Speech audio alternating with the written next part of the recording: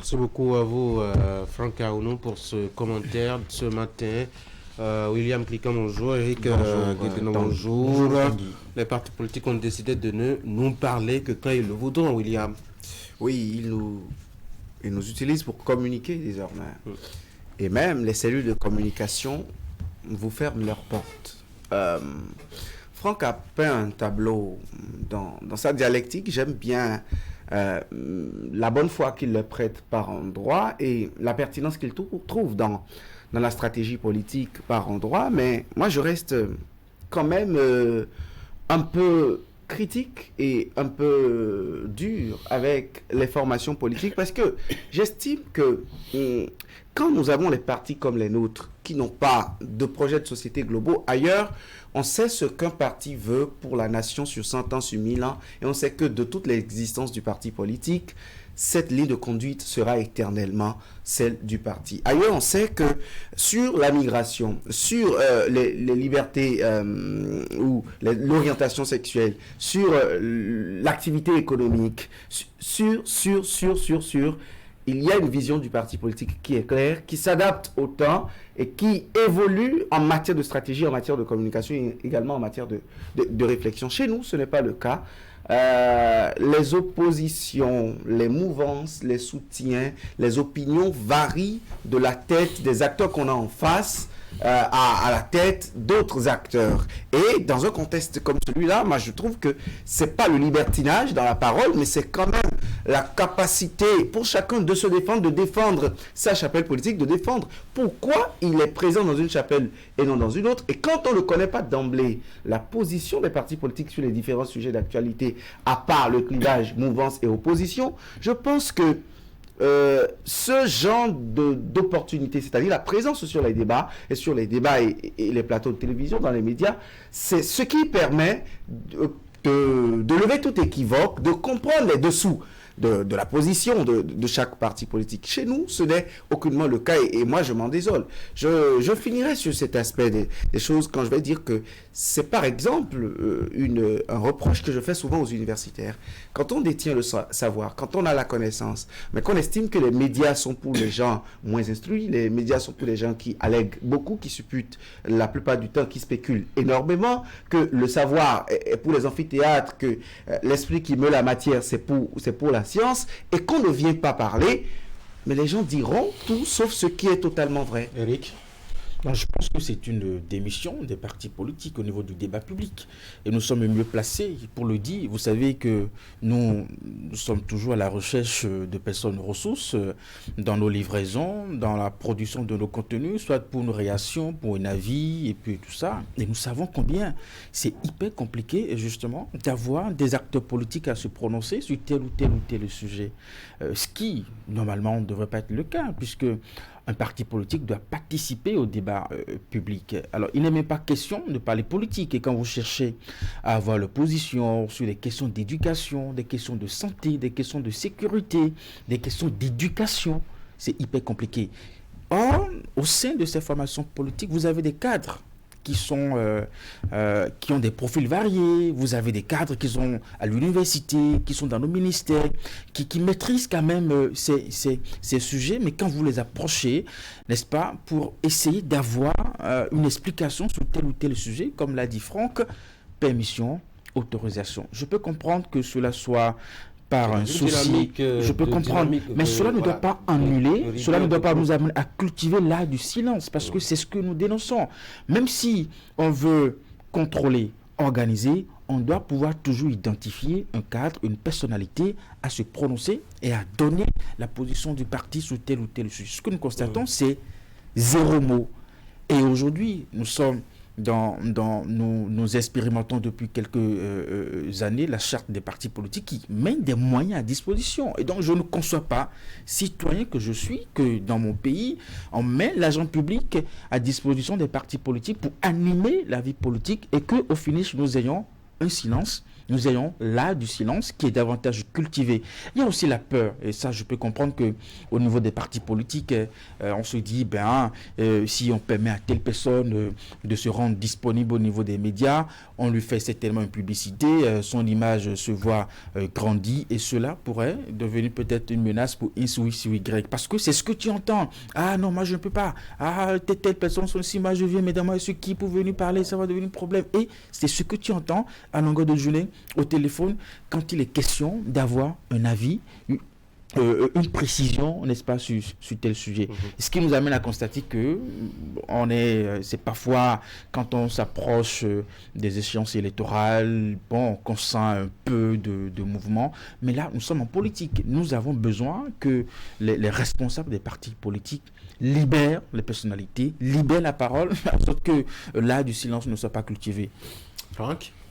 Je voudrais prendre un seul exemple, la rencontre entre le chef de l'État et puis les démocrates le lundi dernier, il y a une semaine, dans certains pays et dans certaines, en tout cas, dans certaines démocraties, ce sont des rencontres qui constituent des moments de choix pour les partis politiques. Vous vous réunissez avant même la prise de parole, avant la rencontre, parce que en tant que parti, par exemple, soutenant les actions du chef de l'État, vous pouvez imaginer, vous avez des experts qui peuvent projeter à la rigueur tout ce que le chef de l'État peut dire, parce qu'il ne peut pas quitter une certaine ligne, parce que vous avez certaines informations, vous êtes proche de lui et vous devez préparer la réaction qui doit suivre immédiatement la fin de la rencontre.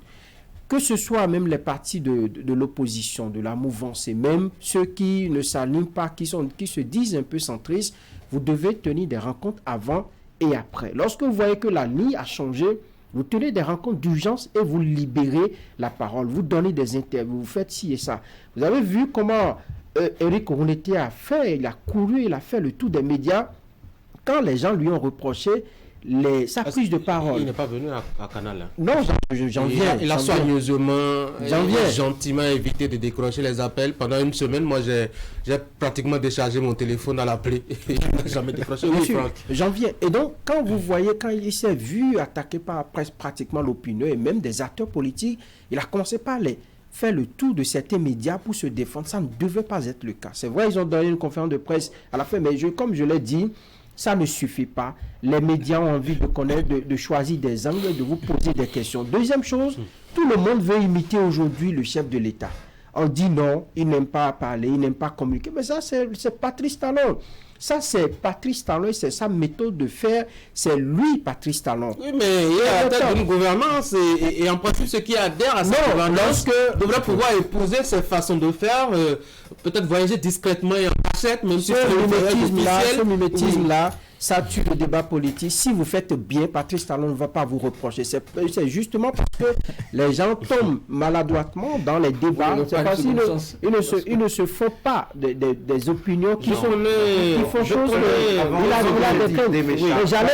J'allais en finir pour dire qu'aujourd'hui, cela fait que nous avons un clivage au niveau de la presse. Il y en a qui disent, non, sur tel média ne sont pas bien vus, sur tel autre ne sont pas bien vus, de sorte qu'on choisit des médias avec qui collaborer et d'autres choisissent d'autres. Donc, on a une sorte de clivage aujourd'hui au niveau de la presse où vous les voyez constamment sur telle presse, sur d'autres presses, difficile de s'afficher. Ça va pas bien.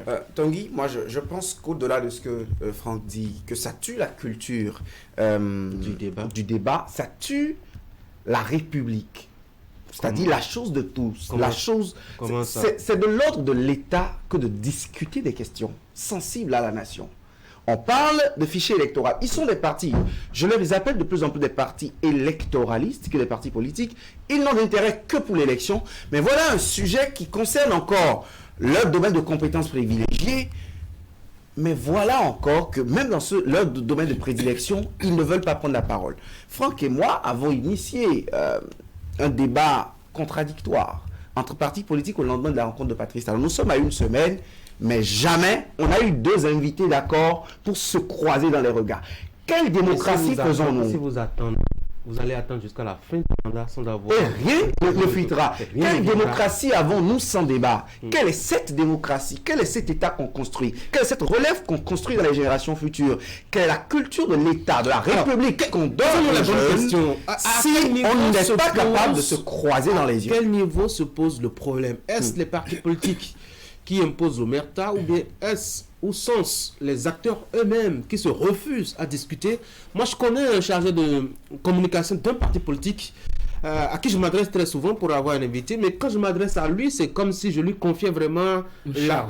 Oui, c'est parce qu'il n'arrive jamais à avoir quelqu'un sous la... Oui, il n'arrive jamais à avoir quelqu'un de son propre parti politique, alors qu'il est député, il est responsable du parti politique. Pourtant, il est chargé de communication. Alors, à quel niveau se pose le problème? Sont-ce les partis politiques? Sont-ce les acteurs eux-mêmes? Qu'est-ce qui se passe, Eric? Donc, je pense que on peut identifier à la fois les responsables au niveau des partis, mais aussi les acteurs eux-mêmes. Et je pense aussi que l'aspect que Franck a relevé est aussi un peu dedans. Vous savez, nous avons vécu par le passé une gouvernance où le chef de l'État lui-même était vraiment très friand des médias, il se rendait disponible et accessible, et cela a certainement touché toute l'appareil d'État, y compris même les partis politiques et puis tout ça. Alors ici, c'est tout à fait le contraire, c'est très contrôlé, c'est très rare dans les médias, ça parle très peu et puis tout ça. Et donc c'est tellement que les acteurs qui l'entourent, étant aussi des politiques, ont observé cette façon de faire et se sont donc abstenus à se mettre à disposition des médias. Mais là, on peut comprendre ça, c'est au niveau de l'État. Et c'est là que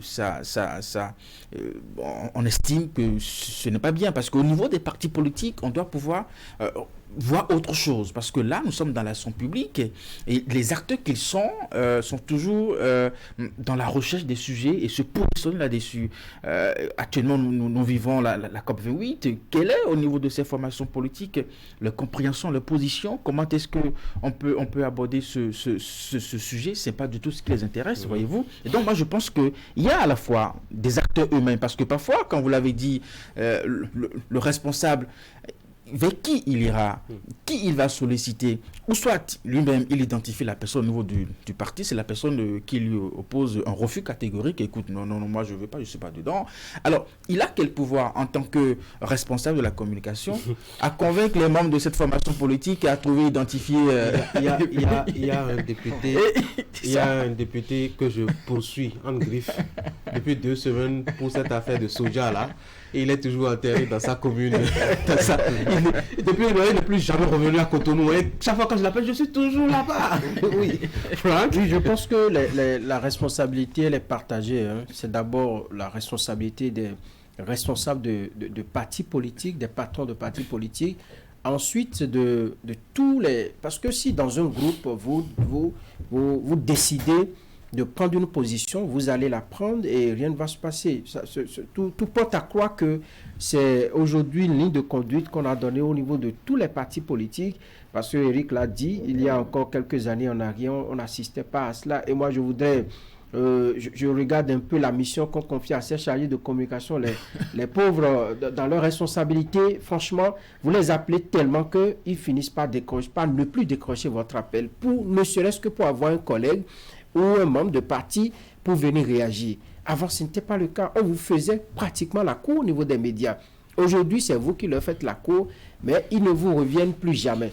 Je pense que c'est curieux. Non seulement ils refusent de venir, de répondre à votre invitation, mais c'est eux qui distillent dans l'opinion que tel organe est anti, tel organe est pro, tel organe est ceci. Justement. Parce que même si vous venez sur un débat, et le journaliste vous pose une question, c'est de votre droit de dire « je ne veux pas répondre à cette question-là ». Vous n'êtes pas obligé de répondre à toutes les questions. On estime que, bon, quand vous allez là-bas, on vous titille trop, on vous aiguillonne pour avoir ce qu'on veut, on vous pressue de questions, on vous pose des questions gênantes, mais c'est cela le débat politique. Si vous ne pouvez pas faire ça, n'entrez pas en politique. On voit ailleurs des présidents de la République, on voit ailleurs des ministres, on voit ailleurs... Allez au chaudron et... Oui, et se défendre. Et là, il faut donner une bonne formation aux partis politiques. Et comme je l'ai dit, les nouveaux, on peut les excuser parce qu'ils font leur premier pas. Et il y en a également qui sont parfois un peu brutaux dans les prises de parole. Ceux-là, on peut les écarter, leur confier d'autres rôles au niveau de... On est formé pour les recadrer, on a un professionnalisme pour les recadrer. Et donc, moi, je pense que ça n'est pas bien. Ça tue le débat politique au Bénin et c'est pas bon pour la génération, les enfants que nous formons aujourd'hui. Et les jeunes, ils ont besoin de la parole. Comment on apprécie cette affaire d'homosexualité? On ne devrait pas avoir des politiques fermées pour répondre à ces questions. On ne devrait pas avoir des partis politiques fermés. Là, je voudrais encourager les démocrates qui ont interpellé au Parlement le ministre qui allait répondre. Oui, et même sur les plateaux, ils ne sont pas présents, ils n'arrivent pas. Oui, c'est déjà, pas d'écrire des questions. Disons que c'est déjà un début. Le temps va souhaiter qu'il nous ouvre quand même les portes de ces chapelles politiques-là pour que nous allions chercher des gens qui vont... On doit former des gens au niveau des partis pour prendre position par rapport à des thématiques données. Lorsqu'on parle du genre, lorsqu'on parle de l'éducation, lorsqu'on parle politique, lorsqu'on parle de l'environnement, on doit avoir des experts. Parce qu'ils sont tous autant qu'ils sont, ils ont une formation. Même des gens qui n'ont rien reçu comme formation, ils peuvent parler religion, moi je ne sais quoi. Ils peuvent parler, je ne sais, salubrité. Est-ce qu'on ne fait pas parler... un faux diagnostic, cher gars? On a une centralisation prononcée de la communication au niveau donc de l'État. Quelqu'un a parlé entre-temps de normocommunication, de sorte à ce qu'au niveau même des directions, au niveau des préfectures, au niveau de tout ce que vous savez, les ministères et tout, la communication se décide à partir d'un centre précis. Et quand vous vous écartez, je dois dire, de la ligne de conduite, consultez le préfet du littoral, il vous dira 2 mots là-dessus, vous êtes ramené à l'autre. Or, il se retrouve que les directeurs ainsi ramenés à l'ordre, les ministres ainsi ramenés à l'ordre, les députés ainsi se retrouvent au sein des partis politiques. Ils ont compris que c'est compliqué de prendre la parole alors que justement la parole est détenue, elle est centralisée au palais. Est-ce que ce n'est pas là le problème véritable, William? Je comprendrais que le problème vient de là si nos plateaux étaient faits que des partis de l'opposition qui prenaient au moins la parole sur le débat public. Est-ce que les démocrates, la FCBE, MPL, sont aussi des préfets, des directeurs de je ne sais quelle direction de l'État?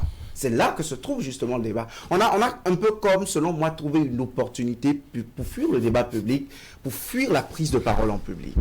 Vous savez, moi, j'ai une autre analyse sur cette question. Moi, cela me fait interroger l'objectivité derrière les récentes ou les prises de parole précédentes.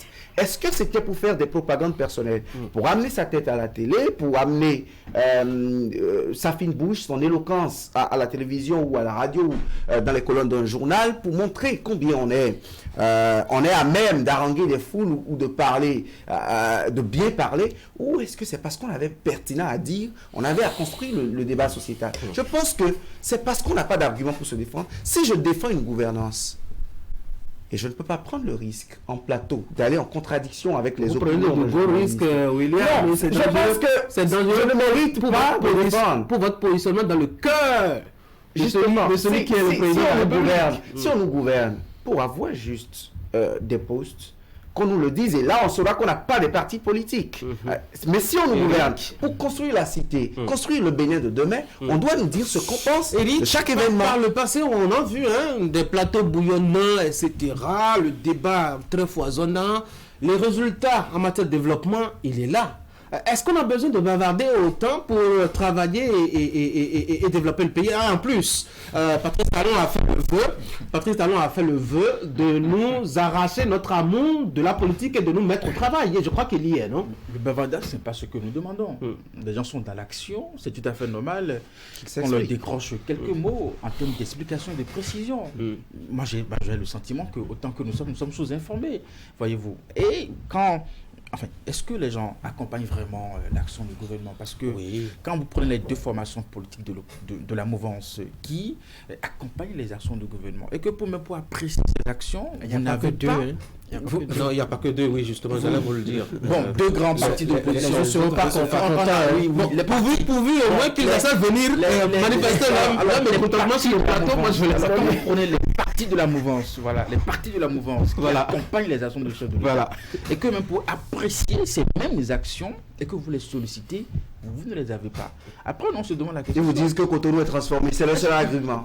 C'est la seule chose qu'ils ont à dire. Est-ce qu'ils accompagnent vraiment Et les autres vous diront qu'on ne va pas manger infrastructure. Infrastructure. Et c'est le débat. Donc, je crois qu'on se résume à ça. Je crois que le débat il est contradictoire, il est fait là. Est-ce que c'est de ça qu'on a besoin? Est-ce que les étudiants ont besoin de ça? Est-ce que les élèves ont besoin de ça? Les commerçants? Allez les gars, on va finir. Oui.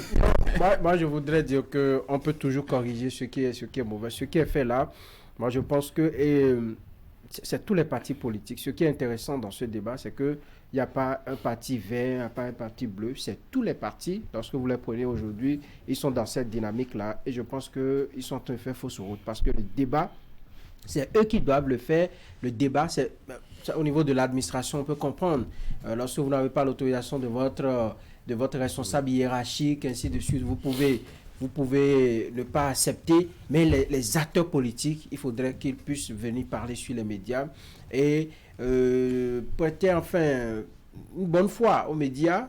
On les juge d'abord de loin, on dit, bon, si tu vas sur ce place, là-bas, tu vas, attention, il faut faire ci, il faut faire ça. Je crois que les responsables des partis politiques doivent revoir leur copie. Les gars, merci beaucoup. Je vous souhaite de passer une très bonne journée. J'avais prévu qu'on parle un peu de cette polémique liée au statut de l'opposition avec cette polémique à nouveau lancée par le porte-parole du gouvernement. Un décret est un acte normatif public. Ce n'est pas un secret d'État. J'ai pas fini ma phrase. Je savais que le débat ne se ferait pas et j'avais besoin de dire mon opinion. D'accord. Venez demain. On fait un mystère. Justement. C'est un acte normatif dans un État. Donc il est public. C'est devenu une affaire de couvent. D'accord. Bon, demain alors. C'est bon? Ça, c'est un avant-goût. Hein. Non, ça veut dire que vous avez fini de C'est une bonne annonce. Demain, ce sera Franck qui aura la parole. Invitons les partis politiques parce nous que parler ça de les ça, concerne. On ne va pas faire le débat à leur place. Et vous voulez l'inviter par où? Oui, mais comment? Essayons. D'accord. Donc demain, faites venir un appel. Ok, d'accord, je fais le message officiellement, chers membres de partis politiques. Voilà, si vous avez des invités, vous avez des personnes à nous proposer. Demain, nous voulons parler du statut de l'opposition et de la polémique en cours actuellement sur qui est chef de file de l'opposition et pourquoi est-ce qu'il n'y a jamais un contenu affecté justement à ce portefeuille-là. Depuis, faut-il le rappeler, Maître Adrien Ongbedi Souboni Yahi qui a parlé de Strapontin dans le temps pour se décourager. Paul Rumpa est passé par là aussi, il en a gardé ses souvenirs. Il me semble que Eric Onmete aussi a gardé quelques petits souvenirs là-dessus. Je ne sais pas si Boni Yahi aura l'occasion de faire des signes. En tout cas, si vous avez des gens à nous envoyer, c'est ouvert. Parti de l'opposition comme Mouvement Sebin, le plateau d'Actu Matin vous est ouvert à partir de 7h demain. Merci. Soyez au rendez-vous. Allez, bonne journée les gars. J'ai passé votre message. C'est passé, c'est que tu sais. Merci beaucoup. Allez, voici maintenant le rappel des faits ayant marqué la semaine écoulée. C'est le 7 jours au Bénin. Juste après ça, vous allez sur la rue de presse. Moi, je vais vous souhaiter de passer une très bonne journée.